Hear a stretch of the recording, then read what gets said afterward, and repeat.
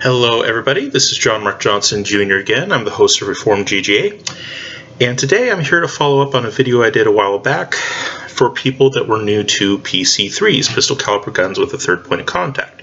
So guns that are like the CZ Scorpion Evo 3S1, guns that are like the Strebog SP9A1, and now the A3 is out on the market. I have not got my hands on one of those, but when I do, that will be very fun to test.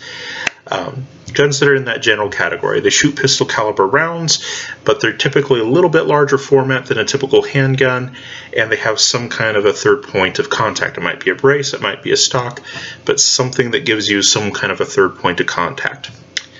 And what I wanted to talk about today was the issue of magazines and getting your magazines squared away. These kinds of guns tend to be much more sensitive to magazine issues than, say, a full-size rifle shooting rifle cartridges. And a lot of that has to do with just the general size of the cartridges and the cells. Handgun cartridges are typically much smaller. And because of that, they tend to want to wibble and wobble around a little bit more, and it can cause some problems in the reliability of the firearm just because they're not as long and stable as a typical rifle cartridge. And yeah, and when it comes to PC3's, pistol caliber guns with third point of contact, they are really made or broken or defeated, or whatever you want to say. They don't wind up doing all that well in the market if the magazines that they have don't run well. And there's part of that that is due to fundamental design problems. If there's a fundamental problem in the design of the magazine, on our side of it as consumers, there's not a whole lot we can do about it, unfortunately. But there are a few things that you can do to take magazines that are kind of in-betweenish, maybe not terrible, they still run okay, but they're just not quite there. There are a few things that you can do to them that will turn them into something that actually is pretty great. The main gun that I think of when I think of doing this is the Strebog SP9A1. The magazines that it came out with were adequate, but they tended to be a little bit on the fragile side. People who have watched my videos before know that that is one of the points that I criticized. And in my magazines, I've got some splitting. Well, when I had the gun, I got some splitting along the back side. They also would tend to bulge a little bit because the plastic was on the thin side. The feed lips were entirely polymer and therefore subject to breaking, like all polymer feed lips are. That's not just a Strebog problem. Any polymer magazine is going to have problems with the feed lips. Even full-size rifle magazines that have polymer feed lips are going to have issues at one point or another, especially if you leave them loaded for prolonged, extended periods of time without anything on those feed lips to prevent that added pressure from deforming them. So kudos to companies that take that into account and make little caps that you can put on the magazines when they're not in use to keep the feed lips from deforming. PMag, for example, does this with their latest generation of AR magazines, and that is great, fine, wonderful, and useful. The only problem is with PC3's, the guns that we're talking about here, you don't usually see those kinds of modifications. So let's go ahead and actually take a look at one of these PC3 magazines, and I'll use it to kind of demonstrate the things that we're talking about here. What I'm going to use as an example is a magazine that goes in my CZ Scorpion Evo 3S1 pistol. And the reason why I have this is because that is my travel gun. It's the gun that goes with me into the various hotels that I find myself in, and that's one I have now. And so I have the magazines with me. I took all the ammunition out of it, of course. But this is the magazine that I have with me. This is a polymer frame magazine. The main magazine is made out of polymer. It's plastic, basically. And I don't know how well you guys can or cannot see it, but it does have some metal feed lips that are embedded into that polymer. The nice thing about the metal feed lips is they do not deform nearly as easily. They tend to be a little bit more consistent in the way they feed rounds into the gun, and that makes these kinds of magazines very desirable. The fact that they're polymer usually means they're easy to produce and therefore relatively cheap. The metal feed lips means that it's not going to deform as easily, going to feed a little bit more consistently, so you get a decently reliable magazine for a decently low price. These particular ones are made by Palmetto State Armory, and I kind of have a love-hate relationship with the company. I've never bought a gun from them that was completely problem-free, but for the price point, and with a little bit of finagling on my end and a little bit of reworking and those kinds of things, I can usually get them to run pretty decently, but not flawless. I am, however, a big fan of these magazines that they make that are compatible with the CZ Scorpion, because these things are very reliable, they run very well, and I've never really had to do any significant modification to them, although there are some standard things that I always do. Let's go ahead and get into the magazine and talk about some of the things that you can do if you might be having problems with your magazine. Like I said, these aren't really problematic, but there's some modifications that I do to pretty much all of my magazines, including these ones, that are worth talking about. First thing you're going to want to do is figure out how the magazine comes apart. For the vast majority of PC3 magazines, there's going to be some kind of a floor plate with a button in it. That's pretty much how all of them come apart. And so what I'm going to do is I'm going to just take some object. For me, a ballpoint pen works really well. I'm going to take some object and press in on that button, and then I'm going to move the floor plate out. And this one has a nice little cut in it so I can see which way the floor plate is supposed to move. If you take a look at the design for a little bit and figure out how it must go together, you'll figure out which way it's supposed to go. Is it supposed to go back or is it supposed to go forward? I've seen magazines that go both ways. The Palmetto State Armory magazines go back. The CZ Scorpion factory magazines, which this magazine is supposed to fit in that gun, the actual factory magazines that usually come with that gun actually go the opposite direction. They go forward. The Street Bag magazines, I think, go forward. Glock magazines, which are used in a lot of PC3s, they don't work on quite the same principle, but I think those are usually a forward kind of thing as well. But getting distracted, get into taking it apart. Like I said, just put something in there to depress the button, and then push the floor plate off. And it's very important that as you're pushing the floor plate off, you keep your thumb over at the top of the magazine, because there's a spring in there, and that spring is going to want to shoot out, and you need to cover it. So keep your thumb on there and keep your thumb fairly taut, very tight. And I take out the floor plate, and you heard that little click. That was the bottom of that spring mechanism. There's a little plate in there that came up and hit my thumb, and so I'm going to release that. You see the little plate, and it's just polymer. Then under that is the spring. Take that out, and now I have a wonderful tube. Hopefully you guys can see that. Hello. And then I also have the spring mechanism. On one end you have the follower that pushes the bullets up. Then on the other side you have a little plate that meshes with the main floor plate, and there's a little button that fits right into that floor plate. That's not overly important. Alright, so once you have your magazine taken apart, you have something that first of all you can clean. And a lot of people, unfortunately, do not clean their magazines nearly as often as they really should. Magazines get dirty just like everything else on a gun does. When you shoot something that relies on one form of combustion or another, something exploding and taking in some kind of fuel and expelling some kind of spent byproduct, it's going to get dirty. PC3s, though, oftentimes are significantly worse, because a lot of PC3s that are out there that are fairly popular are what are called blowback designs, meaning that there is no special gas system in place, there is no delay system in place, etc., etc.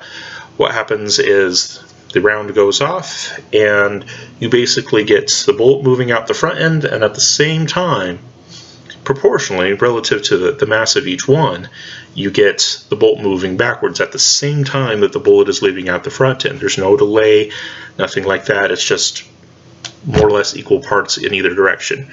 Now, the recoil spring in the gun will help slow that down a little bit. The fact that the bolts in these kinds of guns tend to be fairly massive helps slow that down, but you're basically getting movement in either direction as soon as the explosion goes off, and so part of that explosion, the byproducts of that, are going to go out the barrel, and part of it is going to go into the main mechanism of the gun, and that will include the magazine. So if you have a blowback gun and you might be having some reliability issues, or it just seems like the magazines don't feed all that easily and you have trouble sticking the rounds in there, depending on the magazine design, that might be an indicator that it's time to take it apart. Get the separate pieces like we have here, take it apart and actually clean the thing. And to clean it, you would use normal gun cleaner like you normally would. Do be careful about the specific type of gun cleaner that you use, because some solvents can sometimes be bad for plastic magazines. Most of that has been taken care of in the modern age, and that most modern polymers have a very high nylon content, which tends to be very resistant to a lot of solvents. So it's not as big a deal as it used to be, but do be aware of that. You don't want to use something that's overly strong. What I find personally works best is a little bit of mineral spirits, not a ton, and dilute it with some mineral oil. I usually use about half and half, about 1 part to 1 part ratio. So 1 part mineral spirits to 1 part mineral oil.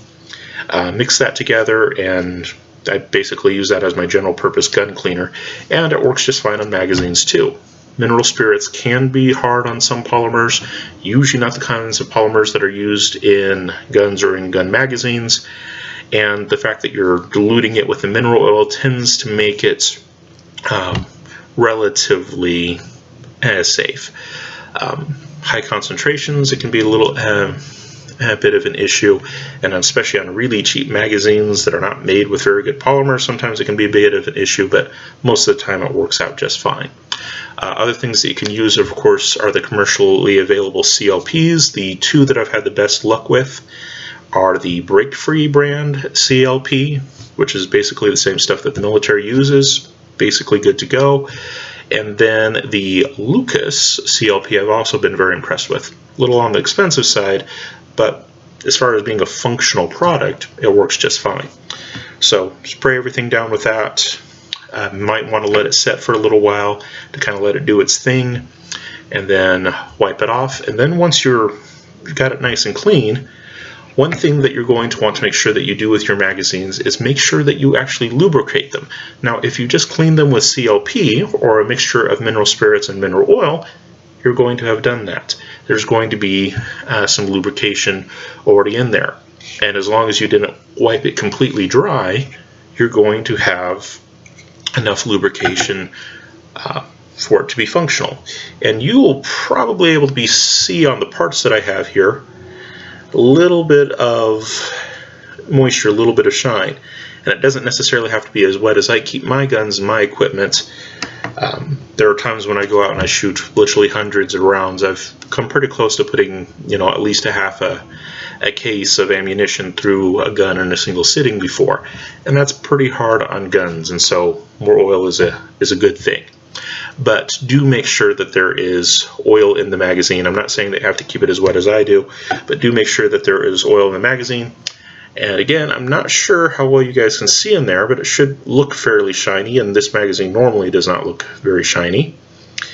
And that is because there is a good coating of oil in the magazine, just spraying it in there. So make sure that it is properly lubed, and then after making sure that it's properly lubed, one of the things that you're definitely going to want to do is to perform the follower drop test. The follower drop test is very simple. You take the follower that's on the end of the magazine, and you're going to take it, on the end of the magazine spring, and you're going to take it off. Now you do want to look inside there and see how it connects up. And on mine, the one that I have here, there's just a couple of little tabs that hold the spring in place, so if I pull it off, I'm not going to break anything permanently. I can stick it back on, no problem. And I'm going to make sure that I know what the orientation of this was before I set it down so I can pick it up the same way. So make sure I remember how that went and the way that it's oriented relative to how I grabbed it. I'm going to make sure that I put the little bolt stop catch on the back side, just so I remember how I picked it up, and I'm going to put it back in the same place. But once you have the follower, take your empty magazine body and put your follower in it like it would normally be. And a lot of these guns, there'll be little open spaces on the bottom that little hook, that little bolt stop tab is going to fit into. Okay, you can see it fit into one of those slots right there. You're going to take it, and with the magazine all the way vertical, going to go ahead and drop it. Put your finger over the bottom end and drop it again. The magazine follower should fall freely. Okay, back and forth, back and forth. I shouldn't have any problems. It shouldn't catch up or bind in the magazine at all. If it does, you've got a serious problem that can create reliability issues down the line, either if the gun gets dirty or the magazine spring weakens, which over time all magazine springs will,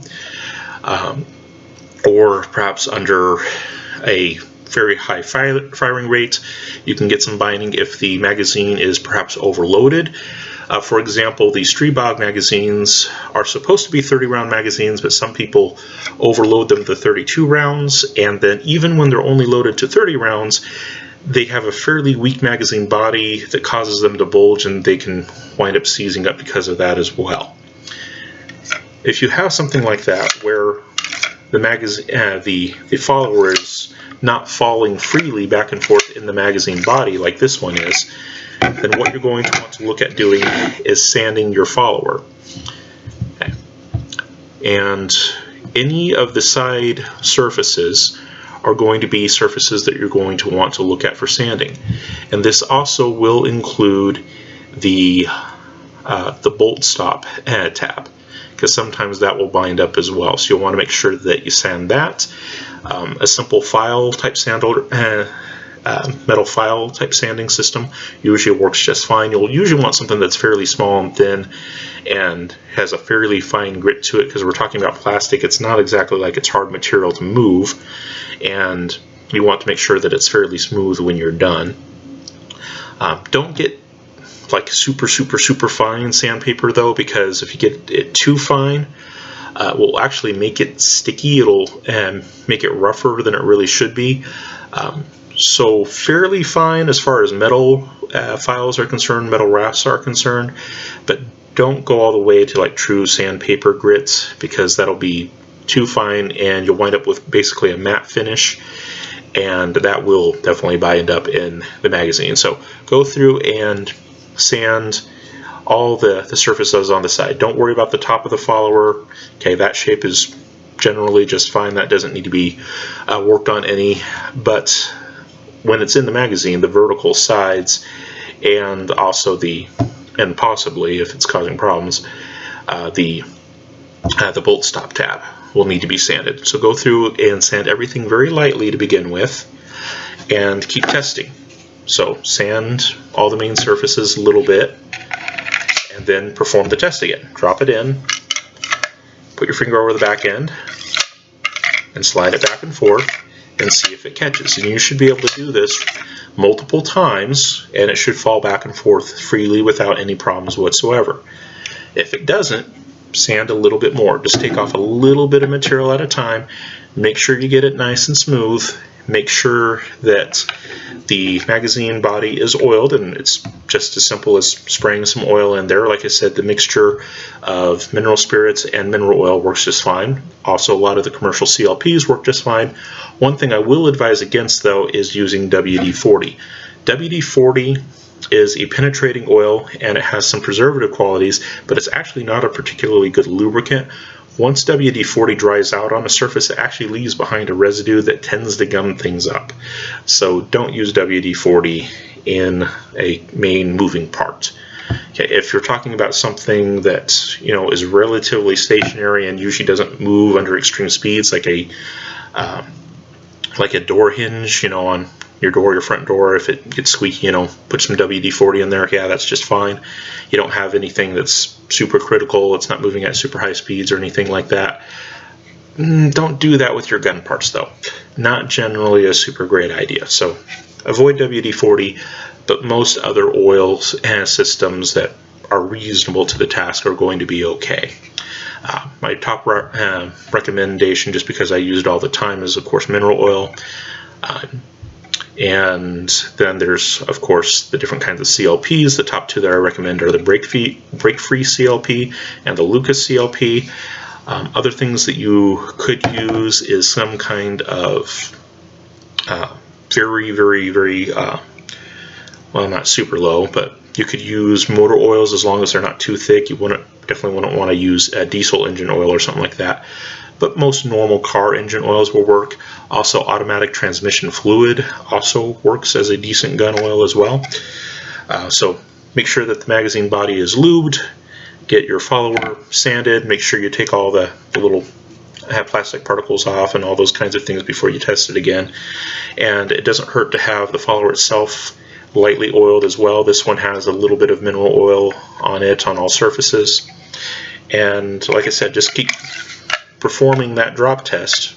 Cover the bottom and go back and forth. And once it starts going back and forth freely, and like I said, you should be able to do it multiple times, then you're good to go. And once you've got it together, as far as working, then you can go ahead and reassemble the magazine. So again, I'm going to remember what my orientation was. The tab was, little tab was supposed to be towards me. Pick up the magazine like I had it before. And this one basically just pops into place. Might have to put a little bit more pressure on that. Sometimes it's just a matter of getting them to fit. There we go.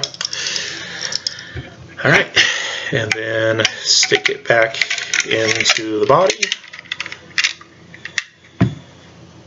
Then I'm keeping my thumb over it so it doesn't go flying out of all over the place. Getting to a position where I can put the floor plate back on, right over the button, and my magazine is back together, and now I have something that is going to be much more functional and much more reliable. Is it going to turn a bad design into a good design? No, but it can get it working a whole lot better. And I have found that to be the case with multiple guns that I would put in this category. My Strebog SP9A1, when I had it, one of the things that I would do to get a little bit more life out of the magazines was, one, not to load them completely full. Instead of loading them to 30 rounds, which is what they're made for, I'd only put like 20 or 25 rounds in it. That helped reduce the stress, kept down on the bulging and things like that. But another big thing that I did is I lubricated them and I sanded down the followers, and that greatly reduces the stress on the magazines and helps you get more magazine life out of them. I've also done it with my CMR30, which technically might not be a PC3 because it's a rimfire cartridge, which is not technically a pistol cartridge, but it's still kind of the same form factor, still kind of similar power levels, etc., etc. So I kind of put it in that category. I did it with those magazines, got drastically better results. It's still not perfect. The magazine design is not the greatest magazine design, but you can get a lot better use out of them when you do something like that. And even though I have not had any significant problems with these magazines, and I have not had to sand the followers on these particular ones because they perform the drop test just fine, I can go back and forth with them no problem whatsoever, I do still oil these magazines, and I still do clean them on a regular basis. Alright, as I send pieces flying all over the table. Alright, so that is my tip that I wanted to share with you guys.